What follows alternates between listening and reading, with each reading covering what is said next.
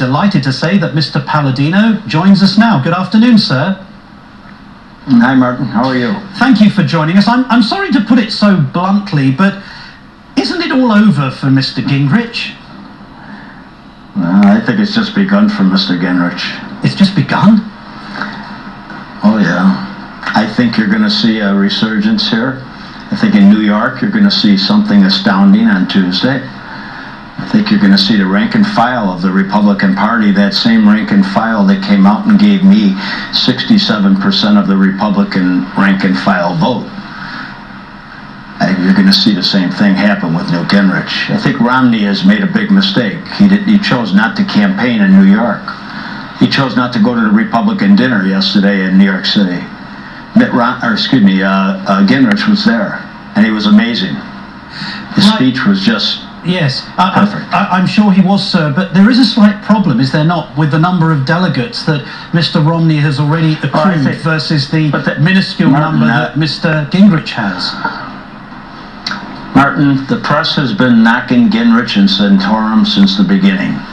We were being told from the beginning, way back months ago, that Romney was going to win. Romney was going to win. And they were paying big money to the TV stations for advertising. Big money. And he was trying to buy an election, and that's what he's still trying to do. He's trying to buy an election. And that's very unfortunate for the American people.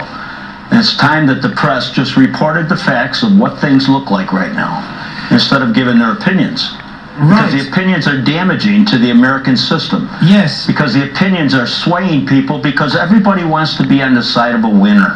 And if you remember early on, Romney was only getting 25% of the vote in the various primaries, and the conservative candidates were divvying up the rest, the other 75%. Right. Well, the press, being complicit with the Republican establishment, if you want to call it, that's given all this money to Romney, or who knows who it is that's given all this money to Romney. But in any event, that little complicit group has spent a lot of money with the press, and in turn the press has given them the repetition in the minds of people who are basically off the reservation right now.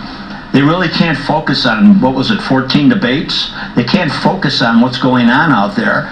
And here they are wanting to be on the side of a winner, because when you're shallow on the issues, you're not ready, to make your own independent decision, so you're going to hop along on the bus with everybody else. Right, but Mr. Palladino, right now. Mr. Palladino, I accept that you feel that Mr. Romney has bought this presumptive nomination, as it were, but what is it specifically that you don't like about Mr. Romney? I mean, for example, he calls himself... I don't like the negative advertising. Okay, but I don't like the negative I know, sir, but can I just ask you just the specific question? Romney calls himself severely conservative.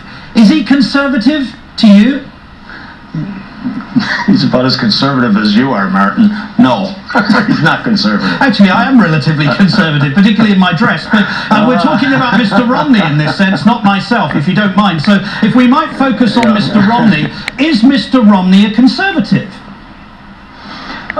No, he's not a conservative. He's not. He's a moderate. Actually, he's a chameleon. He is whatever it's going to take to be the President of the United States. That's what he is, and that's what he has been historically.